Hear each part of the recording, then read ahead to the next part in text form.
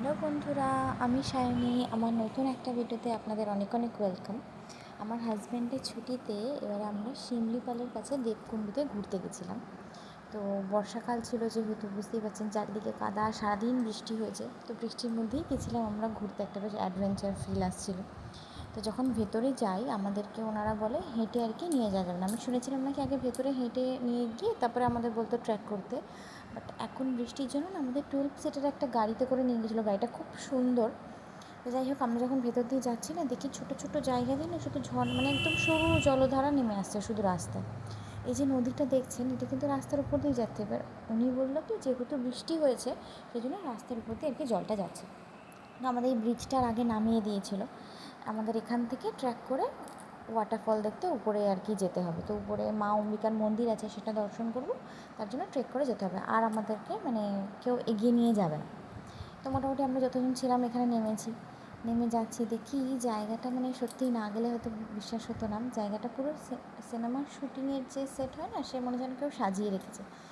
এত সুন্দর সাজানো গুছানো, সে পাহাড়ের মধ্যে একটা কোনো চিৎকার নেই, কিছু নেই, জাস্ট মানে এই চোখ বন্ধ করলে মনে হচ্ছে ঝর্নার আওয়াজ, একটা জলের আওয়াজ। মানে খুবই ভালো লাগছিলো, খুব ভালো লাগছিলো। এবার তো বৃষ্টির মধ্যে একটা অন্যরকম লাগছে। তো এই যে ঝর্নাটা দেখছেন, এখানে নাকি অন্য সময় সবাই স্নান করে, বাট যেহেতু এখন বর্ষাকাল, এই যে দেখছেন স্নানের ঘাট, বাট ওই যে ঘেরা রয়েছে, তো কাউকে আর কি নামতে দেয়নি, কারণ এই সময় খুব রিস্কি ব্যাপার হয়ে যায় নামলে। বর্ষাকাল যেহেতু, প্রচুর জল আর ভীষণ স্রোতে ঝর্নাটা নামছে উপর থেকে। তো আমরা এখানে কিছু একটু ছবি তুলেছিলাম। ছবি টবি তুলে না আমরা অম্বিকা দেবীর মন্দির দর্শন করবো বলে এই সিঁড়ি দিয়ে উঠছিলাম। তো প্রথমে বুঝতে পারিনি কটা সিঁড়ি। তো ওখানে একজন বললো কি 400টা সিঁড়ি আর কি, 400টা সিঁড়ি ক্রস করে মায়ের মন্দিরে যেতে হবে। তো আমরা তখন যাচ্ছিলাম, এই ছোটো ছোটো একটু ভিডিও করেছি। তো এই যে ঝর্নাটা দেখছেন, এই ঝর্নাটা পেরিয়েও নাকি যেতে হবে। তো ওই ঝর্নাটা ফার্স্টে বুঝতে পারিনি, আমি ভেবেছি ওটা ছোটো একটা নেমে আসে, বাট ওটাকে যে পেরিয়ে যেতে হবে কে জানে। তো এখান দিয়ে নেমে যখন যাচ্ছি, এই যে ঝর্নাটা, এটাকে পেরিয়ে আমরা মায়ের মন্দিরে গেছি। এত ভালো লাগছিলো, উঁচু থেকে নেমে আসছে। আমার তো খুব ভালো লেগেছে, এটা সবথেকে বেশি ভালো লেগেছে জায়গাটা। দেখুন একদম মানে ধার ঘেঁষে আমাদের যেতে হয়েছে, একদম ধার দিয়ে জল নেমে যাচ্ছে, একদম গা ঘেঁষে আমরা আর কি উপরে গেছিলাম।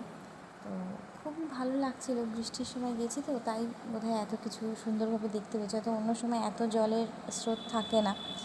এই যে মায়ের মন্দির, প্রায় আমরা মায়ের মন্দিরের কাছে চলে এসেছিলাম। এবার সবটুকু তো ফোনে ওরা অ্যালাউ করেনি আর কি ভেতরে।